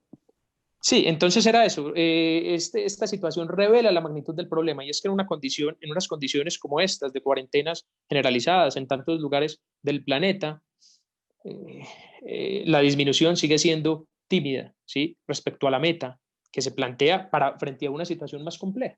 Entonces, por ejemplo, la semana pasada, algunos estudiantes fueron a entrevistar a Noam Chomsky en relación con el COVID-19 y, por ejemplo, allí su respuesta fue, bueno, ¿por qué no hablamos de cosas, de catástrofes, de las dos grandes catástrofes que nos ocupan? Del COVID habrá recuperación, claro, y no quiero con esto restarle importancia, ni más faltaba, ni faltar al respeto de las personas que están padeciendo unas circunstancias muy complejas. Pues ya del coronavirus habrá recuperación.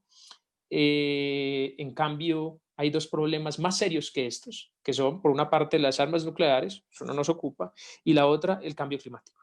El cambio climático es un problema muy serio, es un gran desafío, y claro, no es tan tangible como este, está espaciado en el tiempo, es decir, los graves problemas, por ahora ya padecemos algunas consecuencias, pero las consecuencias más serias y más significativas están todavía probablemente lejanas, y entonces pareciera como un asunto sobre el que se puede procrastinar y esperar, y entonces bien, ahí está, por ejemplo, Donald Trump queriendo retirarse de París, y ya volveré sobre eso. Bueno, la otra pregunta es, las dos primeras reflexiones tal vez revelan preocupaciones y una visión tal vez negativa respecto a esa relación del coronavirus con el ambiente. La final será ya en busca de algo de redención, ¿cierto? De ver qué consecuencias positivas podrían salir de allí. Entonces, la segunda es en relación con el desarrollo sostenible. Decíamos que en Río 92, ¿sí? Que en Río 92 entonces se reivindica esta idea del desarrollo sostenible y la perspectiva sistemática. Luego, de ahí en adelante, el concepto de desarrollo sostenible ha ido evolucionando, se ha ido desarrollando hasta llegar hoy a tener 17 objetivos de desarrollo sostenible. Uno de ellos, con el ejemplo que les mencionaba, por ejemplo, resolver de forma pacífica, resolver los conflictos armados. Porque mientras existan conflictos armados, va a ser muy difícil conservar la naturaleza, es decir, siempre en esa relación. Es decir, que hay que cumplir con 17 objetivos para poder lograr resolver el gran problema ambiental. Y entonces, respecto a esa dificultad económica,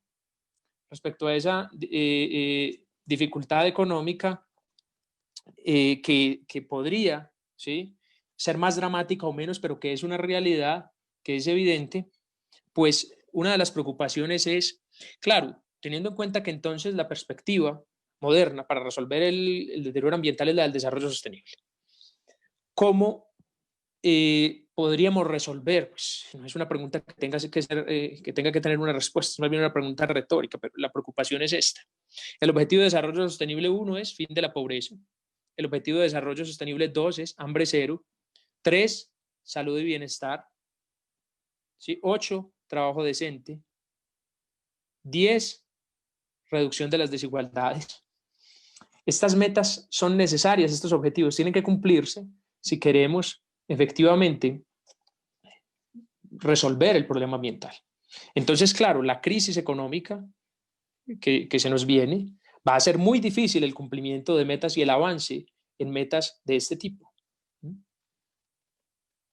Esa sería la otra reflexión. ¿Cómo ¿Cómo vamos a poder resolver ese problema? Bien, eso es una pregunta más de tipo económico, pero esa es otra de mis preocupaciones en la relación con la conservación y con los intentos por resolver el problema ambiental.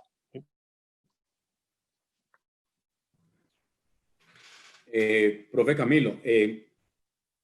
esa es una de las preocupaciones grandes que pueden plantearse frente a esta situación, porque es evidente que todas las consecuencias económicas que está trayendo el COVID-19 de alguna manera pueden retrasar, postergar toda la agenda ambiental, tanto a nivel nacional como a nivel internacional.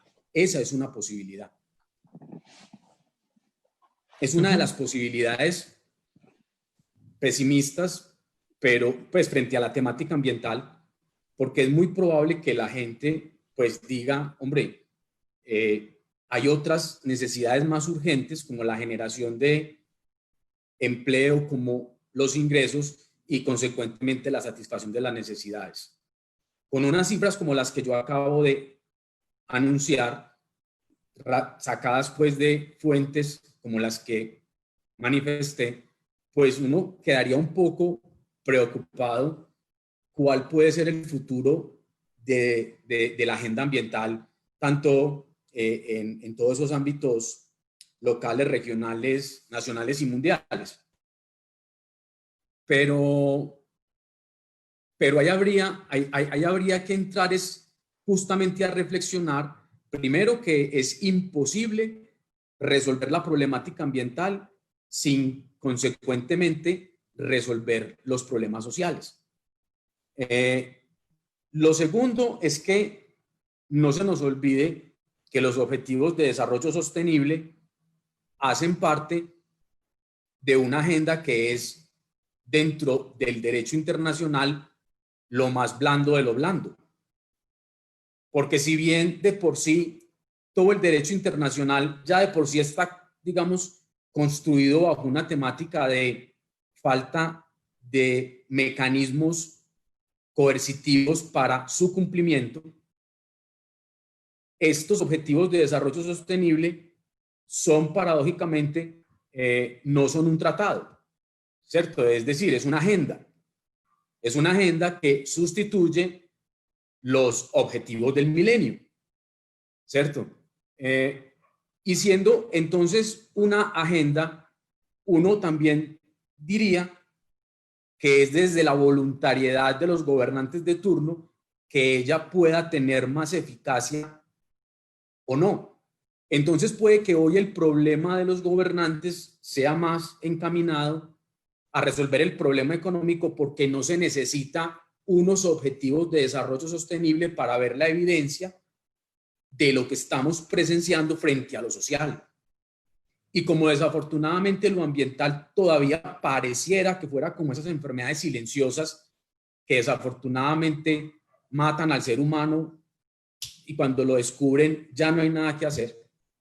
Entonces hoy estamos frente a una realidad que es donde tenemos que aprovechar lo del COVID-19 para tratar de buscar analogías en el sentido de decir, de esa misma manera puede operar las consecuencias negativas del cambio climático y eso va a traer unos costos económicos enormes para la sociedad en el futuro.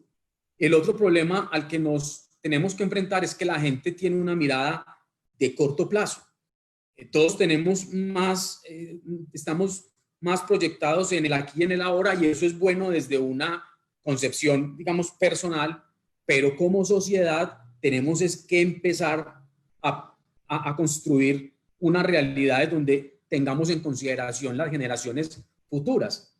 Y es ahí donde todo ese tema de la posibilidad de poder constatar la evidencia empírica de los daños que puede generar un asunto como el tema del cambio climático, todavía están un poco difusos en el escenario de la sociedad en su conjunto. Y finalmente, recuerde que ese concepto de desarrollo sostenible ha sido muy criticado por su falta, digamos, de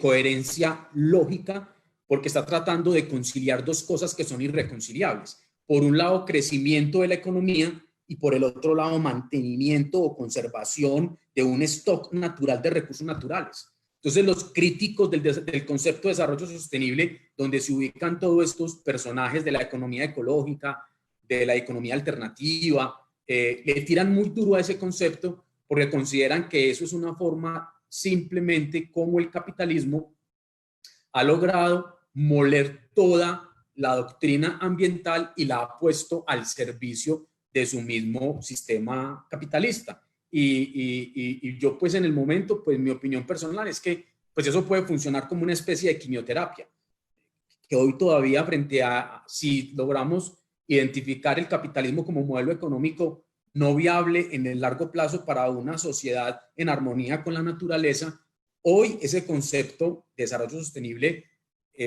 da unas pautas que por lo menos pueden servir en el corto plazo para integrar todo lo que conocemos hoy como derecho ambiental, porque finalmente todo el derecho ambiental como lo conocemos hoy, nos guste o no, tiene sus raíces en todo ese concepto, por abstracto que sea, de desarrollo sostenible. Pero para poder dar un salto hacia un modelo económico distinto, ni siquiera ese concepto de desarrollo sostenible nos va a poder servir, ¿cierto? Entonces, estos temas ambientales son temas un poco complejos, que de alguna manera nos colocan también en una situación un poco futurista, pero por eso mismo esta situación de la pandemia y del COVID-19 también pueden de alguna manera servirnos de ejemplo, porque hoy parece que estuviéramos en una película de ciencia ficción.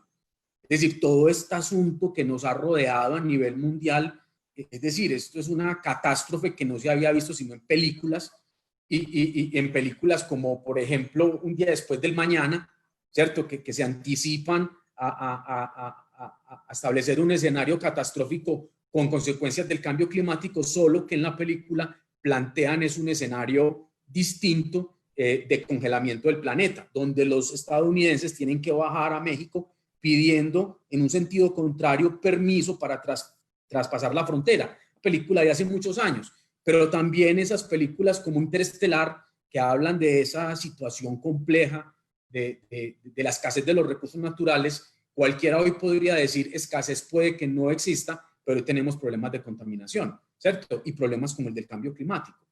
Entonces, aprovechar toda esta realidad que estamos viviendo, que parece un escenario de ciencia ficción, para elevar los niveles de conciencia en torno a que la sociedad tome un poco más en consideración la problemática ambiental, sin dejar de reconocer que también tenemos que satisfacer las necesidades prioritarias, es importante. Mire, hablando de un concepto que también lo habla la economía ecológica, el concepto de felicidad.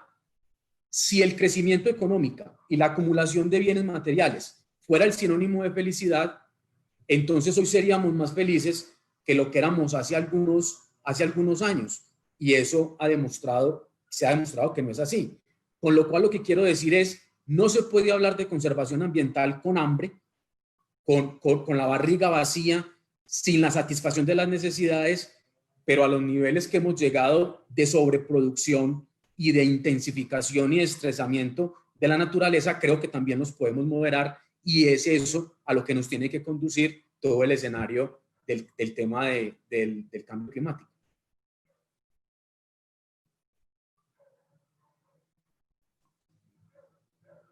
De acuerdo, sí, es de acuerdo, es más que en esa idea primigenia del desarrollo sostenible, de aprovechar los recursos sin agotarlo para las futuras generaciones, que es muy propio de conservacionismo utilitario y muy relacionado con el crecimiento económico, en fin.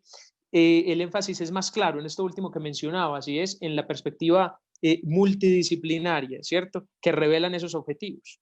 Porque esas dos primeras reflexiones iban orientadas de pronto a hacer énfasis en una visión negativa tal vez del coronavirus, porque lo que ahora encontramos es un cierto optimismo, como tú lo mencionabas, un cierto optimismo entonces respecto a la naturaleza, retomando sus espacios, respecto a la calidad del aire, pero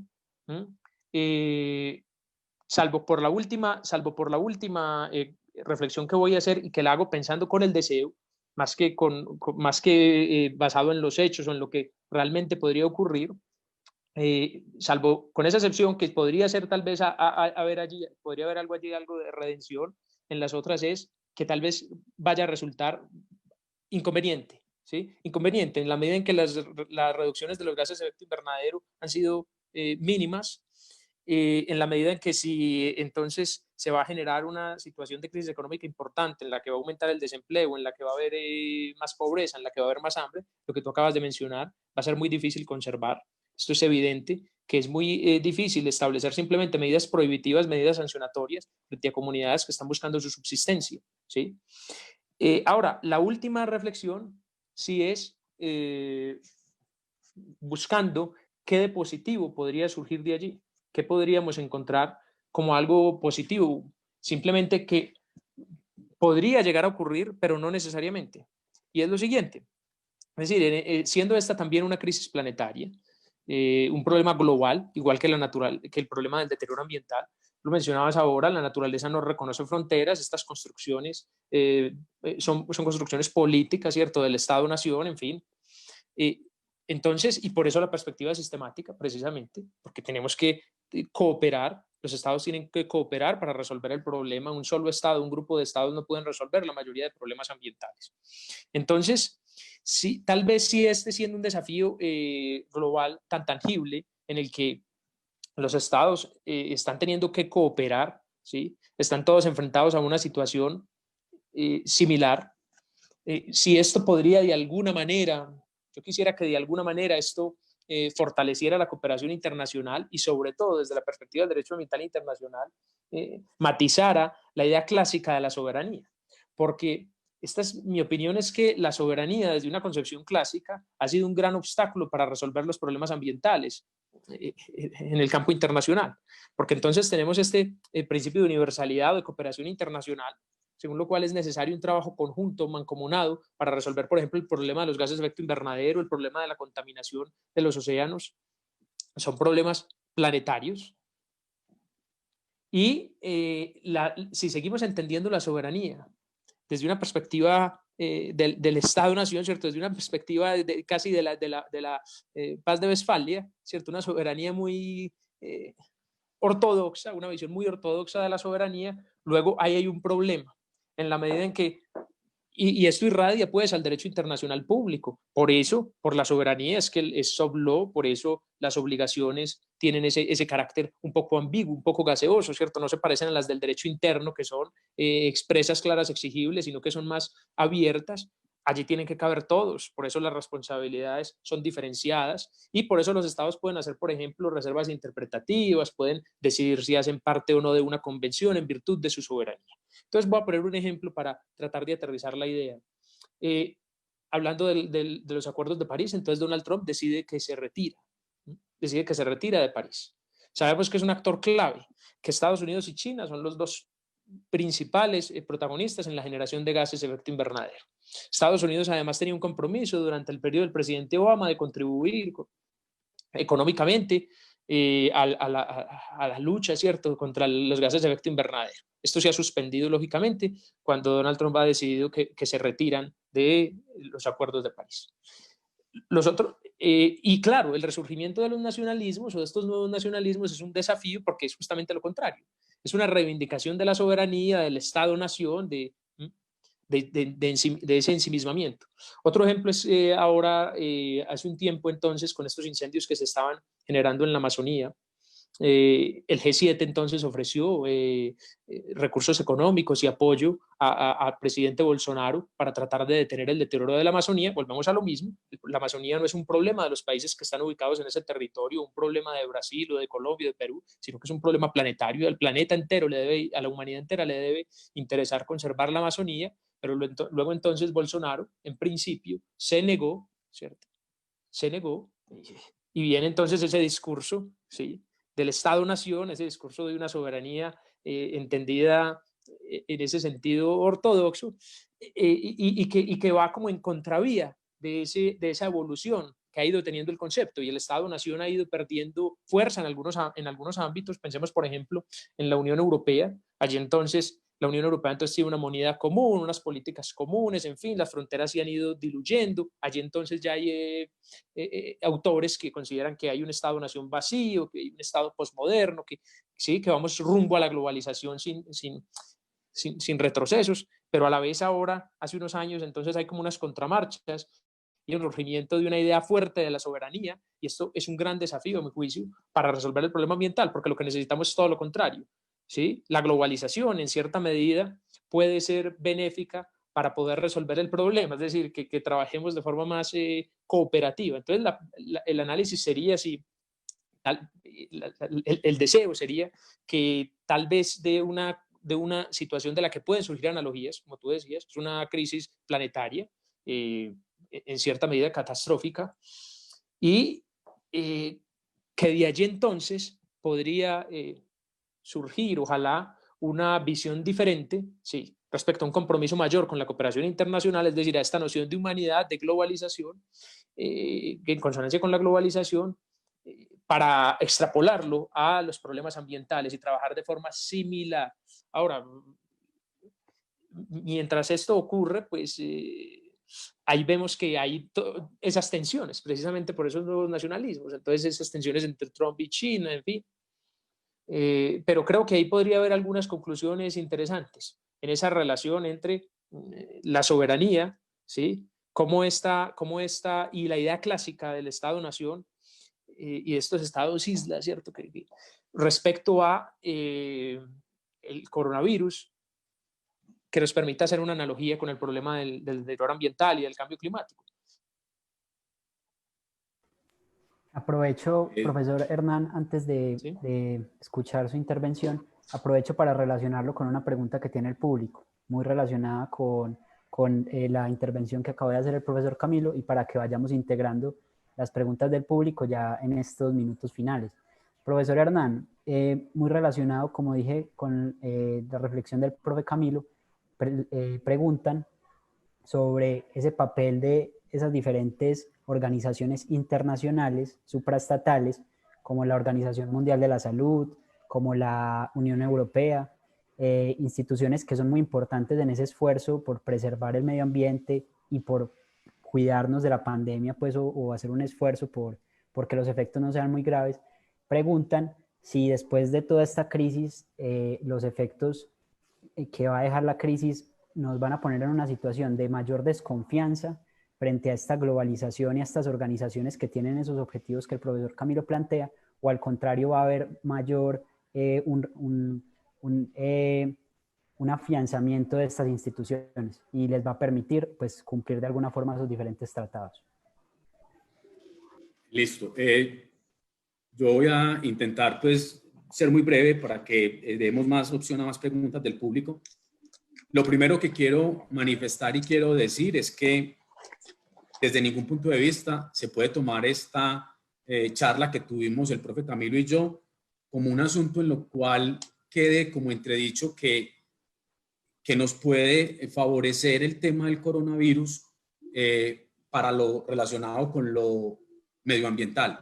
Es decir, esta es una situación que nadie quisiera que hubiera pasado. Simplemente es que dentro de lo negativo tratar de sacar provecho de esas condiciones propias de lo que estamos enfrentando como sociedad a nivel nacional y a nivel mundial para aprender un poco y a partir de ahí poder pensar un poco cómo nos vamos a organizar de aquí en adelante en lo que llama mucha gente ya el post-COVID-19. Frente a la pregunta del profe Camilo, en relación con el tema de la soberanía, indiscutiblemente aquí se requiere una cooperación y una solidaridad internacional para resolver el problema, tanto el COVID-19 como el problema de la contaminación o degradación del medio ambiente. En eso comparten ambos fenómenos, comparten la misma situación. Como son de esa misma condición específica, la solución tiene que venir por esa misma línea. Ahora bien, a mí me preocupa un poco el tema de la discusión de la soberanía, porque si bien es cierto, solo en el escenario donde exista una soberanía más universal es que se pueden resolver los problemas ambientales, también existe el riesgo que aquellos países que han ostentado siempre el poder en aras de proteger los intereses sociales de la población a nivel universal, quieran entonces entrar a, de alguna manera, a intrometerse en la soberanía de aquellos países que tienen una gran cantidad de recursos naturales. Entonces, dígase de que hoy o mañana Estados Unidos diciendo que nosotros no somos capaces de cuidar la Amazonía, ni Brasil tampoco, entonces eso hace parte de un reservorio forestal que es un activo de la humanidad, y entonces ya nosotros perderíamos como la posibilidad de tener ese espacio como propio. Ahora, si ellos lo hicieran de verdad con la intención de protegerlo para la humanidad, pues uno a lo mejor podría entrar a reflexionar todos esos asuntos de la soberanía. El temor que a uno lo asiste es que una vez que ya estén allí posesionados, pues se llegue a la conclusión de que es que no solamente es la riqueza natural, sino que es la riqueza mineral, como algunos economistas del corte de los economistas ortodoxos, de la economía, no sé, neoclásica, pueden llegar a pensar que también hay una posibilidad muy grande en el despilfarro de una gran cantidad de recursos minerales protegiendo un páramo, por decir algo, ¿cierto? Como en el contexto a nivel nacional. Entonces, a mí me parece interesante todo ese discurso que estás planteando, Camilo, del tema de la soberanía, porque es indiscutible que hay que reflexionar ese tema de la soberanía, en tanto que creo yo, y lo conecto con la pregunta que hizo Ricardo del público, y llevándolo al contexto ambiental, creo que en materia ambiental hacen falta organismos que verdaderamente se encarguen de vigilar y de cuidar y sobre todo de establecer unas políticas claras en relación con la protección del medio ambiente. Ahí hay un vacío grande, ¿cierto? Hoy por hoy tenemos la OIT, que mal que bien hace algunas cosas, ¿cierto? Tenemos la OMS, ¿cierto? Tenemos otra cantidad de órganos mucho más representativos, pero miren que frente al tema del medio ambiente solamente hay un programa, que es el Programa de las Naciones Unidas para el Medio Ambiente, pero no un órgano como tal. Menos en el tema de los derechos humanos, que por lo menos existe una Corte Interamericana de Derechos Humanos, o por ejemplo en el tema de las discusiones entre estados, que existe una Corte Internacional de Justicia, mucho menos existe un espacio jurisdiccional a nivel internacional para poder, digamos, resolver problemas de competencia, problemas de incumplimiento de tratados internacionales, o decir, hombre, ¿por qué se retira Donald Trump del Acuerdo de París sin pena ni gloria y no va a recibir ninguna sanción desde ningún punto de vista? ¿Cierto? Entonces ahí hay un vacío bien grande. Y finalmente uno podría pensar que si existen entonces una posibilidad de que salgan fortalecidas o salgan disminuidas, o fortalecidas o digamos desestimuladas como frente al poder. Lo que sí es claro es que esto está marcando como, a nivel económico, está marcando como unos bloques de regionalización. Es decir, es muy probable que la economía tenga algún tipo de revés frente a la globalización económica. Entonces se crean unos grupos de regionalización económica en América del Norte, América del Sur, Asia Oriental y Europa, ¿cierto? Porque va a tener que haber un propio autoabastecimiento de productos, porque obviamente el comercio internacional y todo se va a desfavorecer justamente porque una de las opciones que tiene económicamente cada país es fortalecer su sistema de producción interno para poder generar empleo y para poder satisfacer necesidades. De allí la reflexión que yo hacía hace algunos minutos en relación con que esa recomposición industrial conducente a perder menos, a superar un poco la dependencia aún existente de manufacturas de los países desarrollados, tiene que ser de cara a una visión sostenible, aunque yo haya criticado el concepto como tal, ¿cierto? Por eso dije en el corto plazo y en el mediano plazo, ¿cierto? La mirada que tengo más idealista, más del sueño, de lo que yo quisiera como que el planeta funcionara de una manera distinta, está más en el largo plazo, porque soy consciente de que hacer esa transición así no va a ser posible, y menos en el escenario en lo que estamos viviendo en la actualidad. Entonces, dependerá el fortalecimiento o el debilitamiento de esas instituciones, dependerá de cómo puedan funcionar. Ahora bien, el Banco Mundial y el FMI, aunque nos choque mucho a nosotros, de alguna manera nos van a tener que alivianar las deudas que teníamos con ellos y prestarnos dinero. Y eso termina siendo una forma de cooperación internacional también. Esas instituciones no existían, por ejemplo, en la crisis de 1929. Y lo otro es no dejarnos aprovechar con los medios de comunicación de toda esta prensa negra alrededor de la politización del COVID-19 para sacar adelante sueños políticos. Entonces, eso de estar hablando mal de la OMS, así haya cometido errores, hay veces también responde a ciertos intereses políticos más que a una realidad. Profesor, muchas gracias. Una pregunta para el profesor Camilo, para que nos pueda responder en unos 5 minuticos ya para despedirnos. Y es, profesor, que preguntan muy relacionado con lo que usted nos comentó de los diferentes tratados en los que muchos países pues están suscritos, y preguntan si luego de esta crisis no será mucho más difícil cumplir esos tratados, ya que vamos a tener un problema mayor, pues al menos más visible, más grande, que es la recuperación económica, la recuperación del empleo. Y sí, si preguntan puntualmente de esos tratados, ¿cierto? Y la dificultad que se va a tener para cumplirlo. Incluso mencionan en la pregunta puntualmente el tratado de Escazú, ¿cierto? Sí, Escazú. Escazú, perdón. Sí. Entonces, adelante, profe. Bien. Bueno, claro, ese es precisamente el punto que yo quería tratar, porque esa es también mi pregunta, en alguna medida, para profundizar en algunos puntos.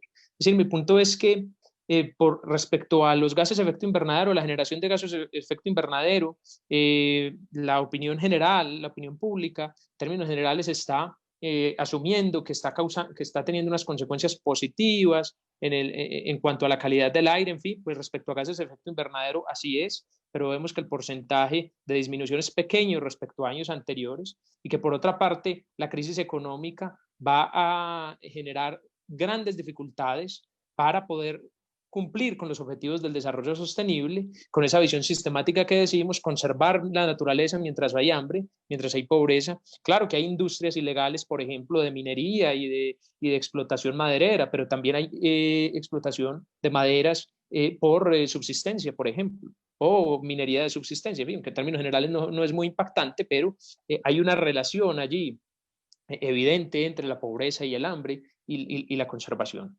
No se puede ser eficaz en la conservación y en la protección de la naturaleza mientras haya hambre, mientras haya pobreza, mientras haya conflictos armados, y por eso la perspectiva sistemática. Ahora, la pregunta va a si será más difícil cumplir los tratados. Entonces, yo, claro, en esa medida sería mucho más difícil cumplir con todos los tratados que pretenden resolver el problema ambiental, con estos tratados sectorizados, en la medida en que la crisis económica va a generar un montón de conflictos y de dificultades y de obstáculos. El último punto era tratando de encontrar algo que podría llegar a ser positivo, y es que se fortaleciera la cooperación internacional, que el hallazgo de una vacuna, que este tipo de intercambios entre los países nos ayudaran a abordar de la misma manera o de una manera similar esta otra crisis que enfrentamos, ¿sí? Y que se fortaleciera la cooperación internacional en desmedro de la idea clásica de soberanía, este es mi estado y yo respondo por él, en fin. Ahora, entonces, yo creo que va a ser más difícil, mi visión en principio es pesimista, creo que va a ser más difícil cumplir con los objetivos de desarrollo sostenible y conservar y afrontar el problema del deterioro ambiental, que en términos generales va a ser más complicado, sobre todo por esa relación económica, pero que podría haber algo positivo, y es esto de la cooperación internacional. Ahora, respecto al acuerdo de Escazú, este acuerdo de Escazú lo que pretende es entregar poder a la ciudadanía, es decir, cuentas claras, transparentes y mecanismos eficaces de participación en materia ambiental. Entonces, miren que de cierta manera lo que pretende Escazú es trasladar la responsabilidad, o no trasladarla, pero por lo menos dar mucha más fuerza, ¿sí?, a los ciudadanos para que ejerzan presión sobre sus estados. Entonces, el acuerdo de Escazú es muy promisorio en esa medida, en que el protagonismo no sea solo del Estado, sino que sea de las poblaciones, ¿sí?, que están padeciendo las consecuencias, que sea claro lo que el Estado está haciendo en materia ambiental y que nos den mecanismos adecuados, idóneos para participar de esas decisiones. Ahora, la relación en concreto sobre la pandemia y las dificultades en el cumplimiento de Escazú, pues no la encuentro. De pronto, si la persona nos podría profundizar en ello, cómo está construyendo ese vínculo. Pero en términos generales sí creo que va a ser más difícil, que probablemente vaya a ser más difícil, sobre todo por ese gran impacto económico que vamos a padecer, y luego la conservación va a ser mucho más difícil en un entorno como ese.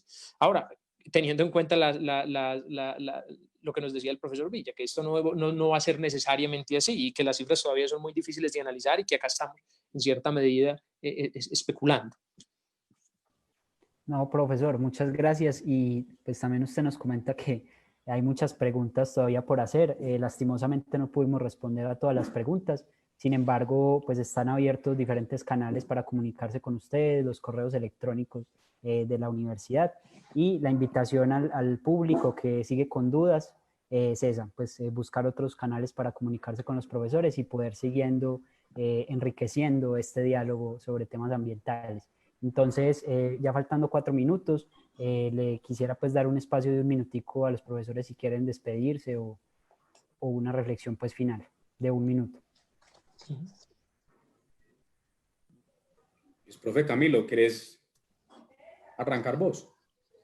Bueno, pues no, yo diría simplemente que, bueno, y claro, con lo que decía el profesor, obviamente ha sido una discusión académica en materia ambiental, pero guardando pues mucho respeto por las circunstancias difíciles que estamos padeciendo y tratando de dejarlas a un lado mientras nos enfocamos en concreto en la perspectiva ambiental.